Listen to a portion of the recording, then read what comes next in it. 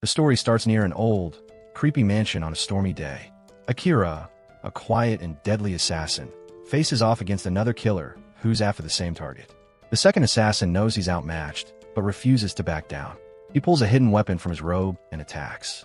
He throws sharp blades at Akira, but Akira dodges them easily, almost like a ghost. The assassin then rushes forward with his sword, clashing with Akira in a fast, intense fight. As they trade strikes, Akira knocks the sword from his enemy's hands, sending it flying into the air. But the other assassin quickly pulls out more knives and throws them. Akira avoids the attack again, but his opponent reveals one last secret weapon and charges in. Just as he thinks he has a chance, Akira vanishes right before his eyes and appears behind him. The assassin tries to land a hit, but Akira blocks every move and grabs his arms. When the assassin tries a surprise kick with a blade hidden in his shoe, Akira reads his move and stabs his arm. Akira then breaks his enemy's leg and knocks him to the ground. Although the assassin still has a few tricks left, he realizes he's beaten. His own sword falls from above and lands on him. With his rival defeated, Akira slips into the mansion, quiet as ever. Inside, he finds a man sleeping. He pauses for a moment, then slowly raises his blade to complete his mission. But before all this happened, Akira was just a regular high school student in Japan. One day at school, some girls ask their friend Tsukasa if he wants to get lunch. He turns them down, saying he has work to do for the student council. The girls are impressed by how serious he is as president. At another table, students thank a girl named Shri for helping them. Meanwhile, Akira sits quietly with a friend named Nanis, who's reading novels on his phone. Nanis asks Akira if he likes Ice Sky. Akira shrugs and says he'll take anything that's free. As Nanis leaves, he asks Akira to recommend more free novels if he finds any. Some girls nearby watch them and wonder who Nanis was talking to, since Akira is barely noticed by anyone. Even Akira is surprised someone spoke to him.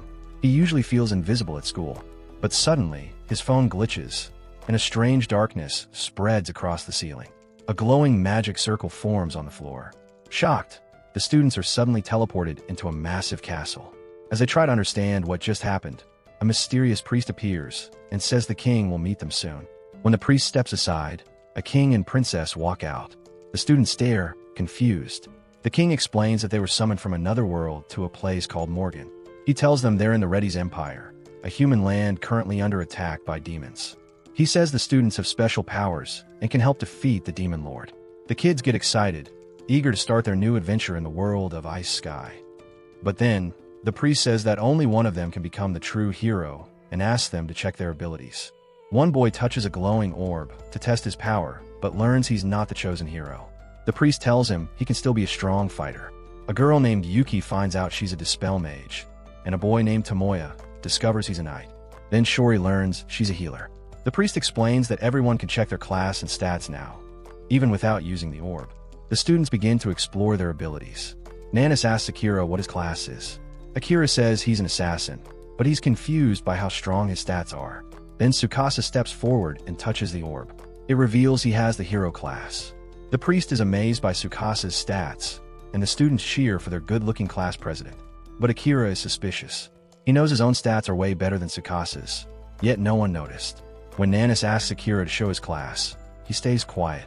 He doesn't trust the king's story about the demon war and chooses to hide his power. He uses a spell to make himself invisible. Nanis looks around, thinking Akira disappeared, and walks away. As the others continue testing their powers, Akira stays hidden. Afterward, the priest tells them to rest and says special gear will be made for each of them. Relieved that no one discovered his real class, Akira silently follows the others. While walking through a hallway, he notices a hidden camera. Realizing the king is watching them, he feels glad he didn't reveal the truth. But he doesn't notice a knight secretly watching him from behind. That night, Akira finds an unused storage room to sleep in. After resting, he decides to explore the place for more clues. From a high tower, he looks at the strange new world around him. As he jumps between rooftops, he overhears voices in one of the rooms. Using his stealth skills, he listens. Inside, the princess is speaking with the king. She says the students are just normal kids with special roles. The king tells her to go ahead with his secret plan. Once she leaves, Akira stands silently behind the king, thinking how easy it would be to end him right there. The king senses something is wrong, but turns around to find no one there. The next day, Akira grabs some food while staying hidden. He considers warning the others, but decides they wouldn't believe him. Meanwhile, Tsukasa gives a speech, thanking the king for giving them powers and suggesting they fight together to defeat the demons. The students all agree and support him. Akira watches and realizes they've all been fooled by the king. After lunch, a knight commander named Saren gathers the students outside. He proudly introduces himself as the Empire's last line of defense, but his partner Jules reminds him to stay humble. Saren tells the group they'll be training for a month to prepare for their first mission, entering a dangerous labyrinth to fight real monsters. Since none of the students have ever fought before, Saren tells them not to worry. He'll guide them step by step. While the others get excited to begin their training, Akira stays hidden, quietly watching Saren and wondering what his true motives are. After a while, Akira slips away to keep gathering information. Once Saren finishes speaking, he leaves the students with Jills and walks off. Akira heads toward a fountain, but freezes when Saren suddenly calls out to him. Caught off guard, Akira wonders if his invisibility skill wore off. But Saren assures him that the concealment is still working. It's just that it doesn't work on him. Feeling uneasy, Akira reaches for his blade, but Saren calmly says he has no plans to expose him. Akira knows Saren works for the king, so he's unsure whether to believe him. But Saren hints that he has his own reasons for helping and asks Akira to keep their meeting a secret. After a short pause, Akira decides to take a chance and trust him. They sit down, and Akira says he wants access to the royal archives to understand this world better. Saren asks how skilled he is at hiding, and Akira says his concealment skill is already at the highest level. However, he doesn't know how to level up his other abilities since they're all at the beginning stage. Saren, a bit surprised, offers to train him. He admits that the archives don't contain anything that would really help anyway. Akira feels excited about learning new things, but also hopes he can return his own world someday. Saren agrees and tells him that until then, he needs to become strong enough to survive. Akira smiles and shakes his hand, introducing himself properly. They begin training together, and Akira soon learns that this world is home not just to humans and demons, but also to elves and beastmen. Saren pushes him through tough workouts and explains how classes only level up by fighting monsters, but skills improve through practice. As they train daily, Saren becomes more interested in Akira's stories about Earth and its advanced technology. He starts to realize he once thought technology was boring, but now it fascinates him. Later, Saren sits in a room with Jills, who's curious about how much time he's spending with Akira. Saren tells him that Akira's stories are just too interesting. Jills agrees, and when Saren reveals that Akira has the same max conceal skill that the first legendary hero once had, Jills is stunned. Just then, Akira approaches the room, and Jills quietly leaves them alone. Akira hands Saren a strange book he found in the archives. Saren confirms it's important. It's a hidden document he wrote himself, disguised as a recipe book. Inside are his secret plans to remove the king from power. He explains that the king is a corrupt man who only wants to control everything for his own gain. Thinking back to what the king had told them, Akira becomes lost in thought. Saren adds that many royal knights aren't happy with the king either, and Akira realizes they might be trying to take him down without causing chaos. Saren nods, impressed by Akira's insight. Akira then mentions that as an assassin, he could have killed the king easily on his first day, but couldn't bring himself to do it. Saren agrees, saying that even with the assassin class, Akira shouldn't feel forced to take a life. Akira admits he doesn't want to become someone his family would fear. Saren respects that choice. Akira still wonders why Saren trusts him so much. Saren explains that the moment Akira doubted the king's words, he saw someone who could think for himself and wouldn't be easily fooled. That kind of mindset is rare, and it's why he believes in Akira. Akira stays quiet for a while, then confesses that growing up, nobody really noticed or praised him. Saren is surprised. Akira adds that Saren is the first person to treat him like he matters. Smiling, Saren asks if Akira would help him bring down the king peacefully as a way to return the favor. Akira says he'll think about it and walks away. A month passes, and the students are finally ready. A crowd gathers to cheer them on as they prepare to leave. Akira is surprised by how much attention they're getting. He spots a girl watching from afar and asks what she's doing. She snaps at him, saying her people gave up a lot to summon them. Akira says he doesn't know what happened. She tells him he will, eventually, and then walks away. Inside the labyrinth, the heroes fight monsters. One student sets off a trap that calls in a group of giant ogres. Akira quickly takes one down and asks Saren if they should retreat.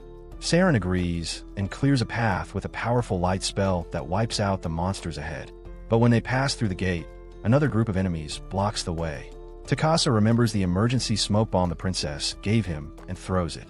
The blast clears the small enemies, but from the smoke steps out a massive minotaur. Jills and the others arrive and are shocked to see such a strong monster appear so early in their journey. Akira rushes in, dodges the minotaur's strike, and climbs onto its back. He lands a hit, but the creature's thick skin breaks his sword apart. Startled, Akira jumps back. Takasa looks too tired to move. Feeling useless, he starts to panic. Akira tells him to rely on the others. They were trained too. But Takasa continues to fall apart emotionally, thinking he's a failure. Akira notices something strange and calls for a dispel mage to help. The girl steps forward and removes a dark curse that was affecting Takasa's mind. With his head clear, Takasa returns to his senses. Akira turns to Saren and asks if he can use a certain move. Saren nods and launches a lightning-fast attack that stuns the Minotaur, shocking everyone with its power. Using the chance, Akira silently reappears behind the monster and prepares to unleash his most powerful shadow spell. Dark shadows rise from the ground and shoot forward, stabbing straight through the Minotaur. The beast roars in pain, but it doesn't last long. Akira tightens his grip and drags the monster into the darkness until it's completely swallowed. All that's left is its head, rolling across the floor. The fight's over, but Akira's not fine yet. His shadow powers start going wild, lashing out like they got a will of their own. He struggles to hold them back. Saran quickly rushes over to calm him down. With his help, Akira finally manages to pull the shadows back into himself. Everyone heads back to the castle, safe and sound. Saran praises Akira for doing great out there. If it wasn't for him, none of them might have made it back alive. Still, that power of his is dangerous. It drains him fast and could easily kill him if he's not careful. Saran tells him to only use it when he has no other choice. Then he says he's got something for him. A gift. He hands Akira a katana, explaining that it was made by the first hero ever summoned to this world. Akira is surprised, but also confused.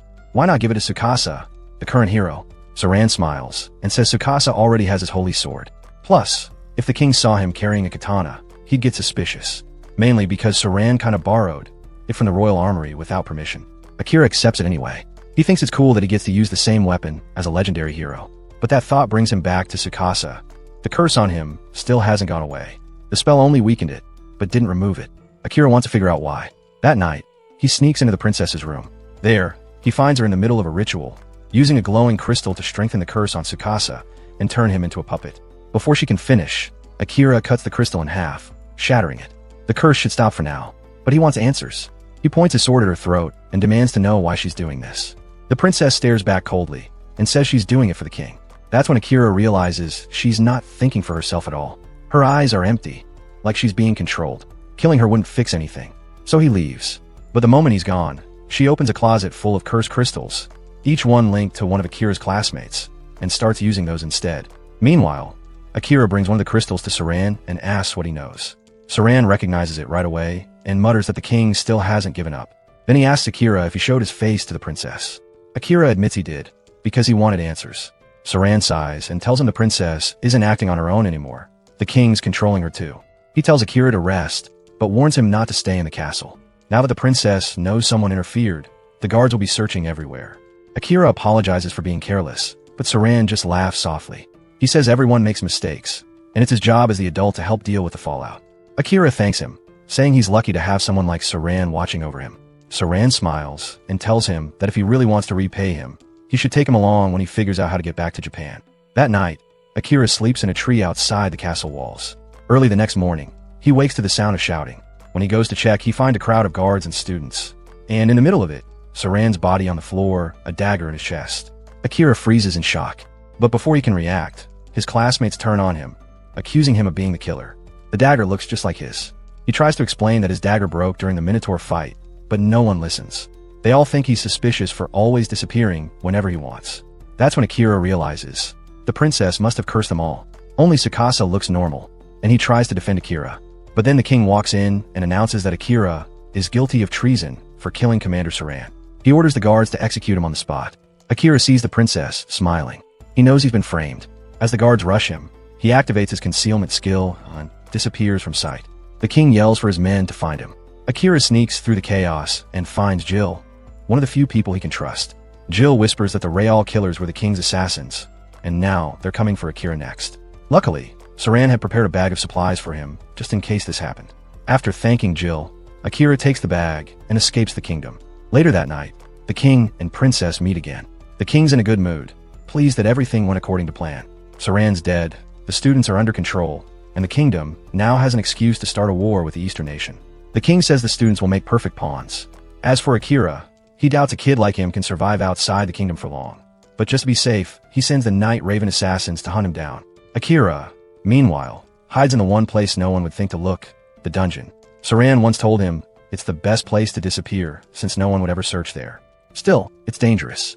There's not much food or water, and plenty of monsters can still sense him even with his concealment skill. But as he grows stronger, he'll eventually learn to mask his scent, sound, and even heat, becoming completely invisible. Every 10 floors, there's a boss room. Once you enter, there's no leaving until the boss dies. It's risky, but Akira doesn't have a choice. On the next level, he faces a chimera. At first, he dodges its attacks easily, until the snake tail spits venom that hits his leg. The poison slows him down, and the chimera claws his back. On the edge of death, Akira uses his last resort, shadow magic. Darkness fills the room, and in an instant, the chimera is wiped out. He wins, but barely. His body is covered in wounds, and he passes out from exhaustion. His shadow, sensing danger, automatically starts healing him while he's unconscious. Back in the castle, Tsukasa tries to convince his classmates to leave with him. He says they should go fight the Demon King, which is really just an excuse to get away. Most of them refuse, still under the curse, but a few agree to come with him. They leave quietly, and somehow make it past the city gates without anyone stopping them. Guess the king didn't want to question a group, saying they're off to fight the Demon Lord. Tsukasa asks why they followed him. Yuki says she doesn't think any of them are cursed anymore. Asina adds that he remembers sneaking into the princess's room and smashing a bunch of crystals, though it's all fuzzy.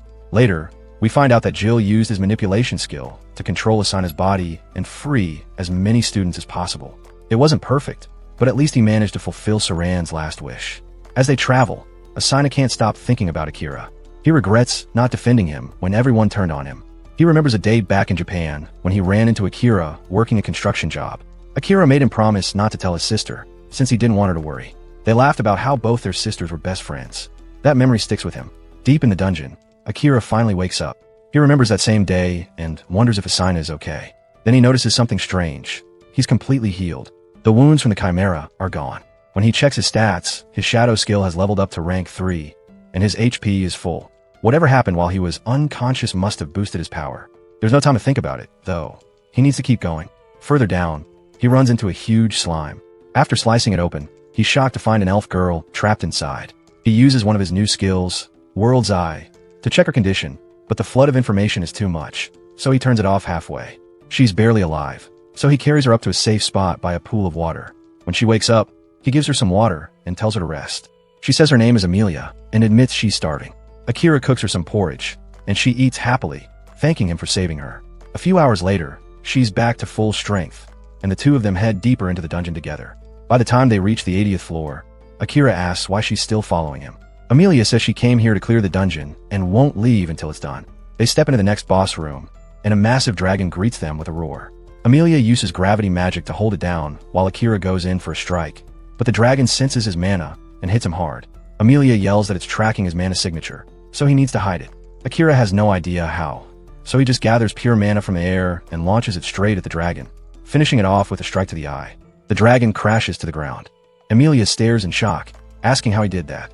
Akira admits he didn't know how to hide his mana, so he just used the mana around him instead. She can hardly believe it. That kind of move shouldn't even be possible. But before she can ask more, the dragon's body begins to glow. Okay, this was the end of episode 2. Subscribe so you don't miss the next part.